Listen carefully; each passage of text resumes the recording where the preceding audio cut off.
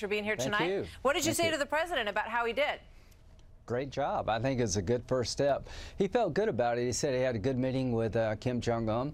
And what really struck me is that, listen, this has got to come to an end. We can't live with this kind of threat. He's got to give up his nuclear program. I want to make it a win-win. A war would be devastating. I don't want to go down that road. He felt pretty good about the initial meeting. We got a long way to go. But what struck me the most is how much the president appreciated how devastating a war would be, but it would be even more devastating to walk away from this nuclear threat. He's going to end it on his watch, is what he told me. Fascinating. This is Rand Paul speaking out about something that you said about all this earlier. Yeah, Watch this. In the midst of a historic opening, President Trump actually having face-to-face conversations with the leader of North Korea, Lindsey Graham trying to declare war in the middle of that is, I don't know, someone living in an alternative universe, but it's not real helpful in the middle of an opening to actually talk about, oh yeah, if we don't like this, we're going to, you know, bomb them or declare war on them. Are you trying to declare war on North Korea, Senator? No, I'm actually trying to prevent one. Here's what I believe about North Korea. They wouldn't be talking to Trump unless they believed he was serious about using military force. President Trump has done more in 500 days to deal with North Korea than every president in the last 30 years. Here's what the choices are for North Korea. Column A is economic incentives, security guarantees, a good life for North Korea, and security for the regime. Column B is going to be the destruction of the regime if you don't give up your nuclear weapons program. President Trump wasn't kidding when he said he would use military force. It is the last option. Contrary to what Senator Paul says, the only way you're going to get North Korea to give up their nuclear weapons program is for them to believe they're better off without it than with it, and that comes down to Trump convincing them that they can no longer go on the path they're going without a fight. Yeah, that's what I found fascinating last night, because the one thing that we know for sure is that the status quo cannot stay. It right? is over. And that's what the North Korean dictator has figured out, no doubt. Yes. That's why he showed up to talk about this, because he knows he's got pressures at home as well. He's got this little, small, growing elite class, which is minor, but they're pushing back on him. And then he's got this other choice, that if he goes back to what he was doing before, firing missiles across the ocean and testing nuclear missiles, potentially, that we're going to start firing back at him. Can you imagine what would happen if Kim Jong-un threw a fit and walked away and said, you know, I'm done with Donald Trump, and fired a missile over Japan? What do you think Donald Trump would do?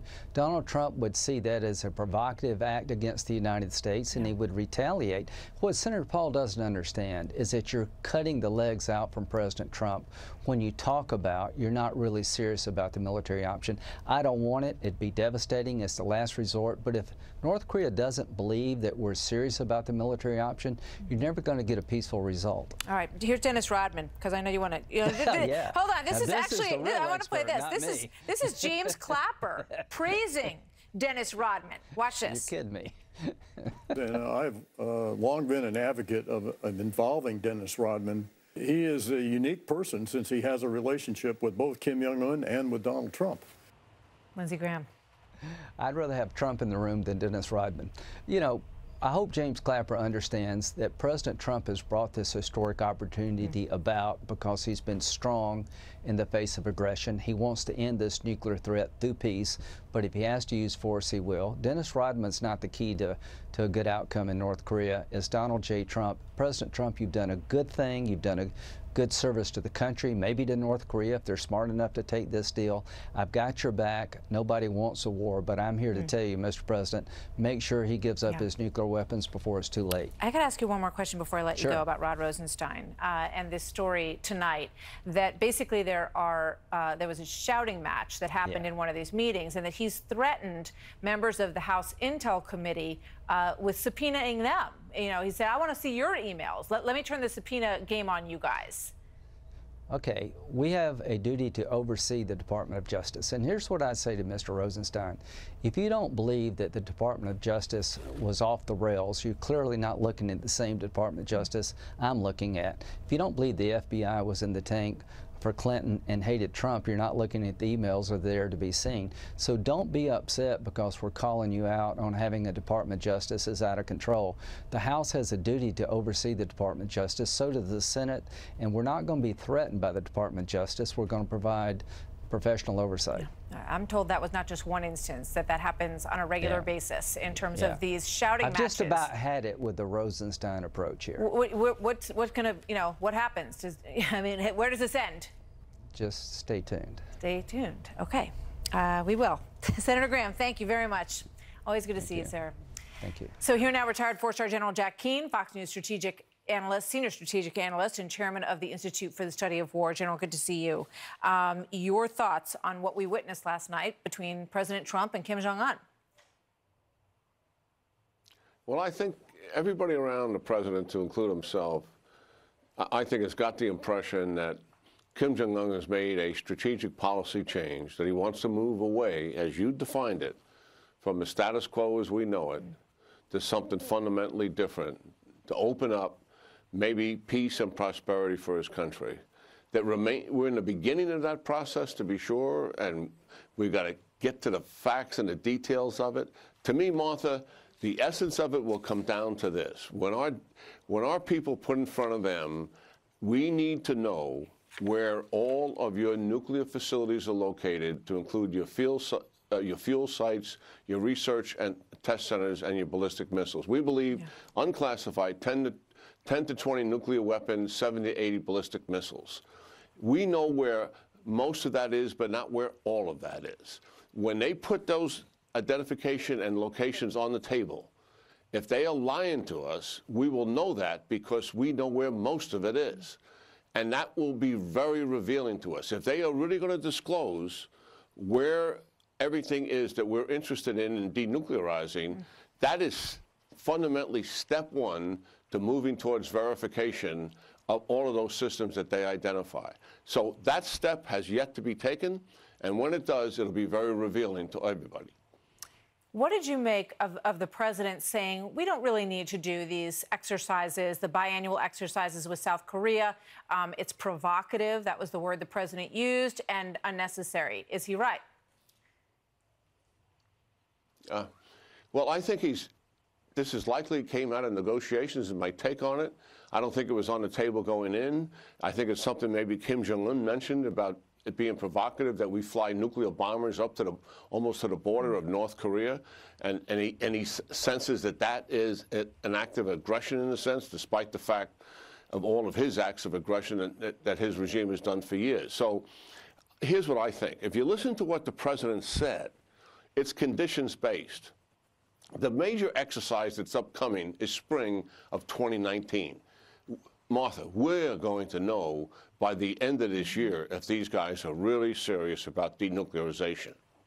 And starting up that exercise again, and starting up sanctions again, and beginning cyber offensive operations in the North Korean regime, all of those are things that are on the table if they're not serious. So I think the media is not Fox, but is overreacting to this in many senses, that we made a major concession. We really haven't made any concession whatsoever. We've thrown them a bone, so to speak.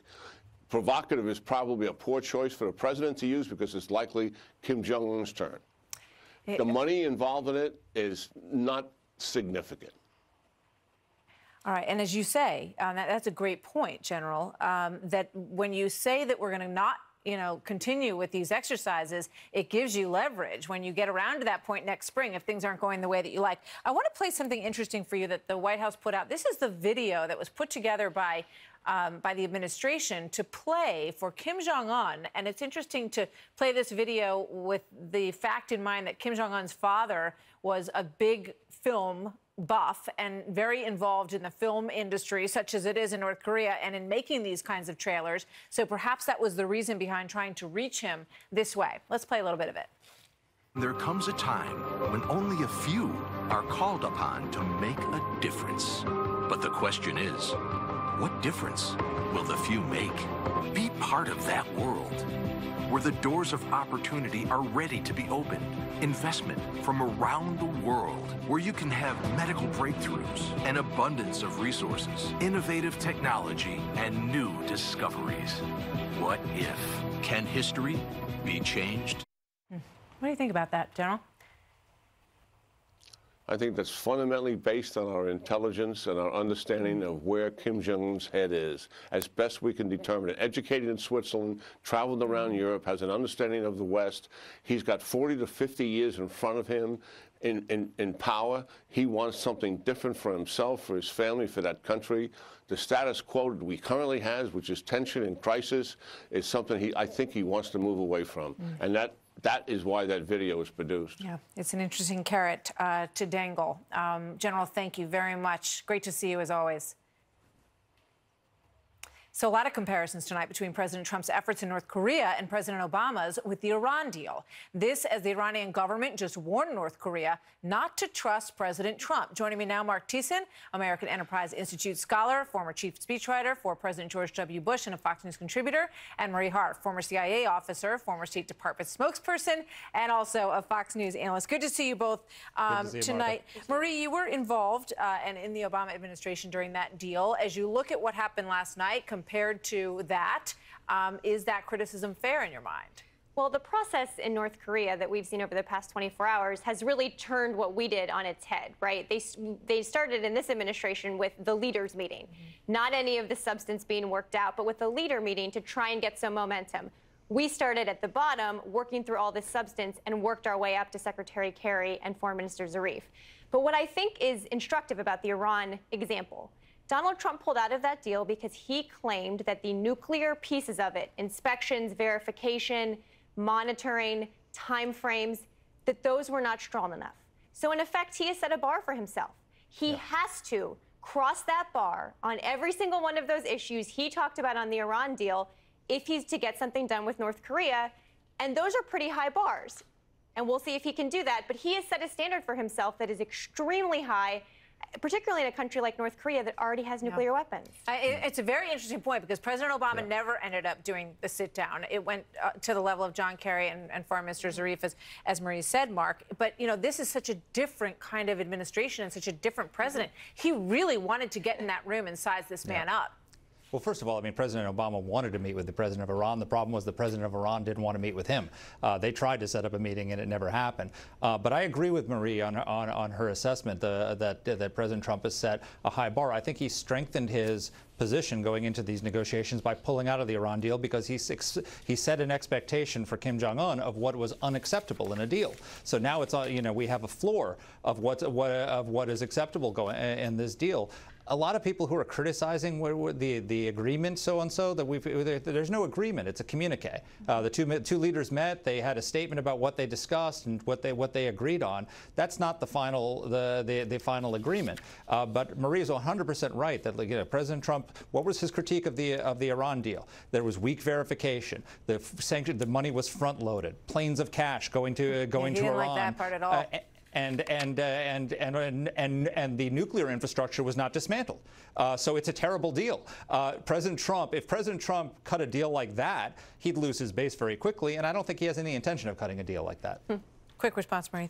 I think what's interesting is that President Trump is talking so much about providing economic relief to North Korea that one of the criticisms he had of Iran is that we gave them sanctions relief. I don't think he's talking about providing relief. I don't think he's talking about sending money. He's talking about opening them up to investment. Well, he's talking about condos on the beach and all the stuff that they should be able to take advantage of. But that's what the Iran deal did. The Iran deal gave Iran back their own money to open up investment. So I think it will be very interesting to watch how he ended up funneling into terrorism in Yemen and Syria. We will see if he can get a better deal in North Korea. The devil's in the details, and there are no details in that communique that we saw last night. He's looking to do something bigger with this deal. He's looking to do something big. Iran deal was freeze your program in exchange for all this money. Trump wants to actually end the program in exchange for a change in the relationship between North Korea. The Iranians are watching this whole thing very closely, and we will see, as the president says, because either it's going to work or it's not. It's going to be pretty clear. Thanks, you guys. Great to see you tonight. Thanks, Mark. So still ahead this evening, were we all watching the same thing last night? A summit is not an accomplishment for the American president, Brian. It is a major accomplishment for Kim Jong-un. Plus, Dems turn to Hollywood to help them message for 2020 and reach